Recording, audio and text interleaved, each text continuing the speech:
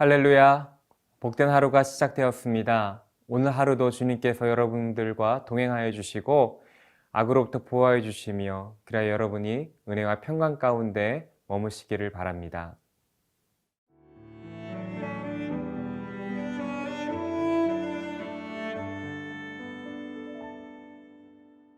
요한복음 11장 38절에서 44절 말씀입니다. 이에 예수께서 다시 속으로 비통히 여기시며 무덤에 가시니 무덤이 굴이라 돌로 막았거늘 예수께서 이르시되 돌을 옮겨 놓으라 하시니 그 죽은 자의 누이 마르다가 이르되 주여 죽은 지가 나흘이 되었음에 벌써 냄새가 나나이다. 예수께서 이르시되 내 말이 네가 믿으면 하나님의 영광을 보리라 하지 아니하였느냐 하시니 돌을 옮겨 놓으니 예수께서 눈을 들어 우러러 보시고 이르시되 아버지여 내 말을 들으신 것을 감사하나이다. 항상 내 말을 들으시는 줄을 내가 알았나이다. 그러나 이 말씀 하옵는 것은 둘러선 무리를 위함이니 곧 아버지께서 나를 보내신 것을 그들로 믿게 하려 함이니이다. 이 말씀을 하시고 큰 소리로 나사로야 나오라 부르시니 죽은 자가 수족을 배로 동인 채로 나오는데 그 얼굴은 수건에 쌓였더라. 예수께서 이르시되 풀어놓아 다니게 하라 하시니라. 어제 본문에서 어떤 유대인들은 맹인의 눈을 뜨게 한 이 사람이 그 사람을 죽지 않게 할 수 없었더냐라고 예수님을 비꼬았습니다. 예수님은 이에 다시 한번 비통해 하시며 무덤에 가셨습니다. 그 당시 유대인들은 흔히 동굴이나 바위를 뚫어 무덤으로 사용하고 시체를 안치하고 돌로 입구를 막았습니다. 예수께서는 무덤에 이르러 무덤을 막은 돌을 옮겨 놓으라고 하셨습니다. 이것은 깜짝 놀랄 만한 말씀이었습니다. 더운 기후에서 사람이 죽은 지 이미 사흘이 지났기에 부패하기 시작해서 냄새가 나기 시작했기 때문입니다. 그래서 마르다가 이 일을 제기합니다. 주님, 돌을 옮기지 마십시오. 벌써 냄새가 나나이다. 어제 본문에서 예수님께서 나는 부활이요 생명이니 나를 믿는 자는 죽어도 살겠고 무릇 살아서 나를 믿는 자는 영원히 죽지 아니하리니 내가 이것을 믿느냐라고 말씀하실 때 마르다는 주여 그러하여이다 라고 대답했지만 그녀는 여전히 예수님께서 말씀하신 부활을 이해하지 못했고 받아들이지 못했던 것을 보여줍니다. 그러자 예수님은 다시 한번 말씀하십니다. 우리 40절입니다. 예수께서 이르시되 내 말이 내가 믿으면 하나님의 영광을 보리라 하지 아니하였느냐 하시니 내가 믿으면 하나님의 영광을 보리라 하지 않았느냐. 이것은 앞선 그 마르다와의 대화에서 나와 있지 않은 내용이었습니다. 아마 저자인 사도 요한이 그때 기록을 생략하고 오늘 본문에서만 언급한 것으로 볼 수 있을 것입니다. 주님께서 말씀하신 내용은 비록 이해할 수 없더라도 주님을 신뢰하고 믿을 때 볼 수 있다는 말씀입니다. 즉 믿는 것이 보는 것이라는 것을 가르쳐 주신 것입니다. 세상은 흔히 보는 것이 믿는 것이라고 말합니다. 그래서 사람들은 항상 보여달라고, 세상은 증명하라고 요구합니다. 하지만 세상과는 반대로 주님은 믿는 것이 보는 것이라고 가르쳐 주십니다. 히브리서 11장에서 믿음은 바라는 것들의 실상이요 보이지 않는 것들의 증거라고 말씀하십니다. 믿을 때에만 이전에 보이지 않던 것들이 보이게 되는 것입니다. 이것이 믿음 생활의 원리인 것입니다. 이제 예수님께서는 눈을 들어 기도하십니다. 41절, 42절입니다. 돌을 옮겨 놓으니 예수께서 눈을 들어 우러러 보시고 이르시되 아버지여 내 말을 들으신 것을 감사하나이다.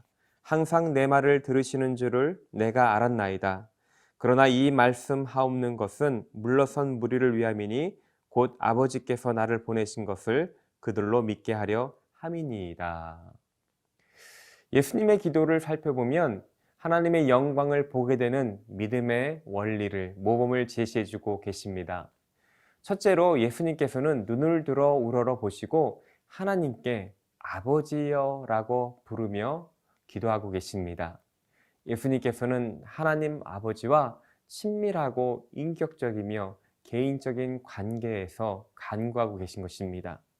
우리의 신앙이 하나님 아버지와 개인적이고 친밀한 관계여야 함을 가르쳐주고 계십니다.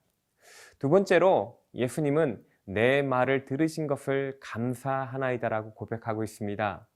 아직 어떤 일도 일어나기 전이었지만 예수님께서는 마치 미래 일을 보는 듯 감사를 먼저 올려드리고 있습니다.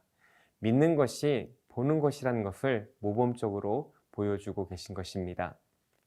세 번째로 항상 내 말을 들으시는 줄을 내가 알았나이다 라고 고백하고 있습니다. 내 말을 들으신다는 여기에 쓰이는 시제는 과거로부터 시작된 일이 현재 그리고 앞으로도 계속 지속될 것이라는 의미를 내포하고 있습니다. 예수님께서는 자신이 간구하는 것이 이미 이루어질 것이라는 확신과 담대함이 있었습니다.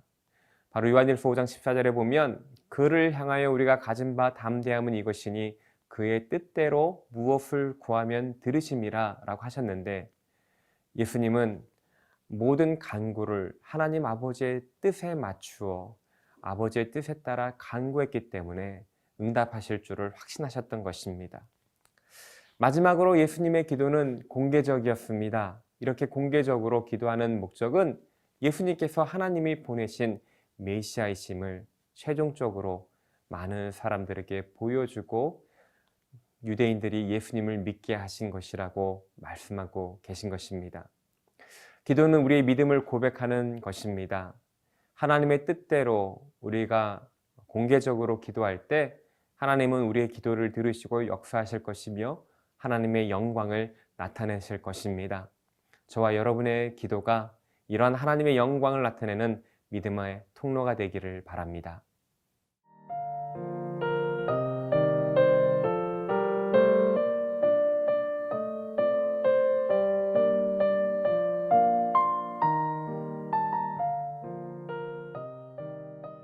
(43절입니다) 이 말씀을 하시고 큰 소리로 나사로야 나오라 부르시니. 무덤 앞에서 기도를 하신 후에 예수님께서는 큰 소리로 외치십니다. 나사로야 나오너라.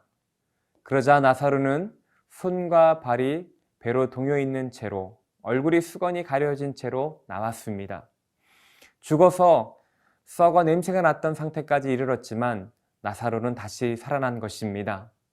사망 권세에 잡혀 냄새나는 상태까지 나사로가 썩어 있었지만 예수님께서 그 이름을 부르실 때 그를 결박하던 사망 권세가 깨트려진 것입니다. 예수님께서는 생명의 주권자이시며 예수님이 말씀이 선포되는 곳에 사망 권세를 깨트리는 생명의 역사가 나타나는 것입니다. 믿을 때 영광을 보게 되리라고 하신 말씀이 이루어진 것입니다. 나사로를 살리심으로써 자신이 부활이요 생명이시라고 말씀하신 것이 진리임을 예수님께서는 증명해 주셨습니다. 오늘 저와 여러분의 삶 속에 죽음으로 짓눌려 있고 영매어 썩은 낙취가 나는 곳에 이러한 예수님의 생명의 말씀이 선포되기를 소망합니다. 주님께서 말씀을 선포하실 때 그곳에 새로운 생명과 부활의 능력이 나타날 것입니다. 사망의 권세가 떠나갈 것입니다. 하나님의 영광이 나타날 것입니다. 44절입니다. 죽은 자가 수족을 배로 동인 채로 나오는데 그 얼굴은 수건에 쌓였더라. 예수께서 이르시되 풀어놓아 다니게 하라 하시니라. 죽은 자를 살리는 것은 예수님의 일이십니다. 하지만 예수님께서 나사로를 살리는 기적을 행하실 때 돌을 옮겨 놓은 사람들이 있었습니다. 주님의 말씀에 순종한 사람들입니다. 또한 나사로가 살아나 배로 동인 채 나올 때 그를 완전히 자유롭게 다니기 위하여 그 얽매인 배와 얼굴을 가린 수건을 제거해주고 자유케 해줄 사람이 필요한 것입니다. 바로 이러한 일들이 주님의 제자가 감당해야 할 역할인 것입니다. 예수님께서 기적을 베푸시는 곳에 주님의 제자가 감당해야 할 역할이 있습니다. 우리 주님은 당신의 제자들과 함께 동역하시는 것을 기뻐하십니다. 그리스도께서 하시는 일에 우리의 삶이 쓰임받는다면 그것보다 영광스러운 일은 없을 것입니다. 오늘 저와 여러분의 삶 가운데 주님께서 함께 하시고 우리의 삶이 주님께 귀하게 쓰임받기를 바랍니다. 기도하겠습니다. 죽은 자를 살리신 그 부활의 능력이 우리의 삶 가운데 나타나기를 소망합니다. 예수님의 말씀이 선포되는 곳에 모든 사망 권세가 떠나갈 것이며 얽매였던 것들이 자유를 누릴 것입니다. 오늘 저희 삶 가운데 당신의 영광과 부활의 능력을 나타내어 주시옵소서. 감사드리며 우리 구주 예수 그리스도의 이름으로 기도드립니다. 아멘.